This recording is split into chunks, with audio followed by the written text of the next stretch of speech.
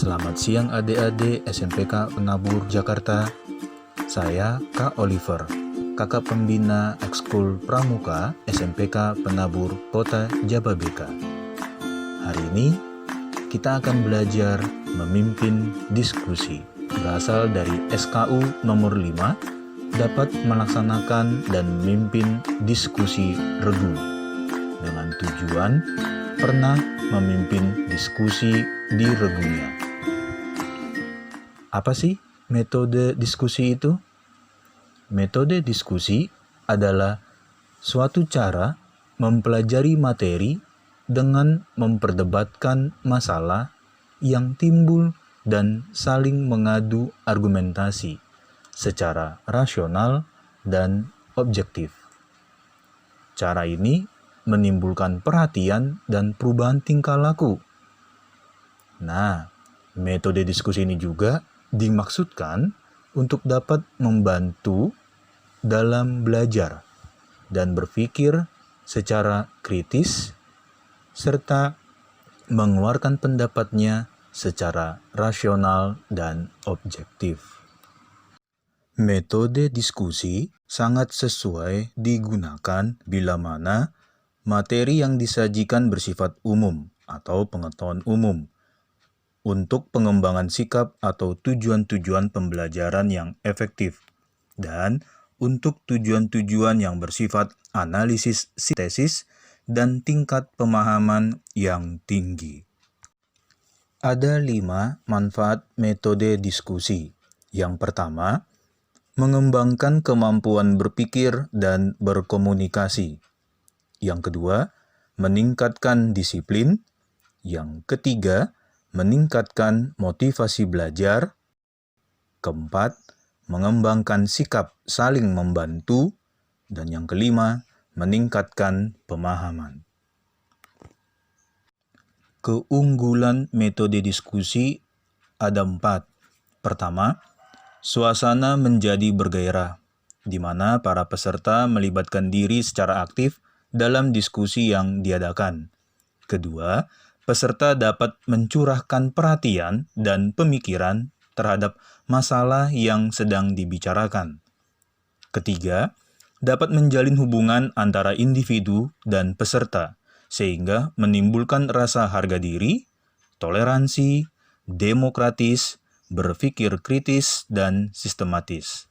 Terakhir yang keempat, hasil diskusi dapat dipahami oleh peserta karena mereka secara aktif mengikuti perdebatan yang berlangsung dalam diskusi. Kekurangan metode diskusi ada 3. Yang pertama, adanya sebagian peserta yang kurang berpartisipasi secara aktif dalam diskusi dapat menimbulkan sikap acuh tak acuh dan tidak ikut bertanggung jawab terhadap hasil diskusi. Yang kedua, sulit meramalkan hasil yang ingin dicapai karena penggunaan waktu yang terlalu panjang. Terakhir yang ketiga, peserta mengalami kesulitan mengeluarkan ide-ide atau pendapat mereka secara ilmiah atau sistematis. Apa aja sih tips anak pramuka untuk memimpin diskusi? Nah, kita lihat ada 7 bagian. Yang pertama, mempersiapkan materi diskusi. Memimpin diskusi akan menjadi sulit jika kita tidak mempersiapkan diri sebelumnya. Lalu, apa saja yang harus disiapkan sebelum memimpin diskusi? Yaitu bahan atau materi diskusinya. Siapkan pula apa saja yang akan disampaikan, dan kalau perlu, kamu juga menyiapkan jawaban dari pertanyaan-pertanyaan yang mungkin muncul. Kedua, percaya diri.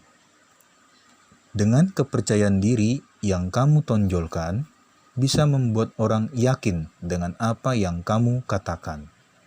Tak hanya itu, rasa percaya diri akan menghilangkan rasa gugup saat memimpin diskusi. Ketiga, jelaskan apa yang akan didiskusikan. Kenapa? Karena dengan menyampaikan bahan diskusi dapat membuat peserta fokus terhadap materi dan tujuan diskusi, sehingga bisa tercipta diskusi yang baik dan aktif. Keempat, berikan kesempatan bicara pada peserta. Dalam sebuah diskusi, pemimpin tidak bisa hanya berbicara sendirian. Untuk menjadi pemimpin diskusi yang baik, tentu harus memberikan kesempatan berbicara kepada peserta juga. Ingat, tujuan awal diskusi itu adalah untuk menemukan solusi dari semua peserta diskusi, bukan hanya pemimpin diskusi saja yang berbicara sendirian. Kelima, pengaturan yang baik. Seorang pemimpin harus mempunyai kemampuan yang baik dalam mengatur jalannya diskusi. Karena diskusi akan menjadi efektif atau tidak tergantung pada pemimpinnya. Apa saja yang harus diatur dalam berjalannya diskusi? Ada banyak. Misalnya, mempertahankan agar diskusi tetap kondusif dan efektif, memberikan kesempatan berbicara kepada peserta, meleraikan kegaduhan atau keributan, dan lain sebagainya. Intinya, seorang pemimpin diskusi harus tegas. Keenam, sampaikan hasil diskusi. Kesimpulan itu penting. Nah, selain itu, untuk mengingatkan juga kepada peserta supaya terhindar dari perbedaan persepsi tentang hasil diskusi. Nah, yang terakhir, yang ketujuh, adik-adik, bijaklah. Pemimpin yang bijak adalah orang yang mau mendengarkan perkataan dari anggotanya, tidak memaksakan kehendak. Nah, memutuskannya itu berarti berdasarkan musyawarah mufakat. Kesimpulannya, metode diskusi sangat baik untuk para pelajar karena untuk mengasah keterampilan mengemukakan pendapat di depan umum. Diskusi harus menggunakan etika diskusi, tidak mencari menang sendiri, dan tidak debat kusir. Diskusi merupakan proses pembelajaran, learning to live together. Nah, adik-adik, sebagai menutup kegiatan Eskul Pramuka, kakak memberikan tugas ini. Yang pertama, bersama kelompok atau regu, mendiskusikan apa yang dapat dilakukan oleh kalian sebagai siswa untuk tetap produktif selama pandemi. Yang kedua, presentasikanlah hasil diskusi tersebut bersama regu kalian. Oke, terima kasih. Tuhan Yesus memberkati.